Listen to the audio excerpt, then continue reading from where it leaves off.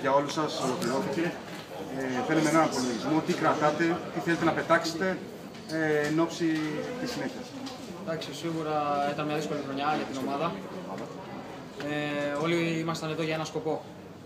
Για να φύγει η ομάδα όσο πιο γρήγορα γίνεται από αυτή την κατηγορία. Σίγουρα ήταν δύσκολο. Η ομάδα δεν ήξερε αυτή την κατηγορία. Το καταφέραμε με επιτυχία και προχωράμε. Ο προπονητής, ο Τραϊανός Δέλλας, ανανέωσε και την επόμενη χρονιά. Πόσο σημαντικό είναι αυτό για την ομάδα, για την ομοιογένεια, τον ζήσατε φέτος? Σίγουρα είναι πολύ σημαντικό για μας, γιατί είναι συνέχεια κοντά μας, μας βοηθάει και είναι πολύ κοντά μας, δηλαδή γενικά στην προπόνηση, γενικά και έξω από το γήπεδο. Ο κόσμος της ΑΕΚ έχει απαιτήσεις και για τη νέα χρονιά, δεν μιλάμε για το Super League. Έχει ενισχυθεί η ομάδα, με αρκετούς παίκτες θα αποκτηθούν και άλλοι.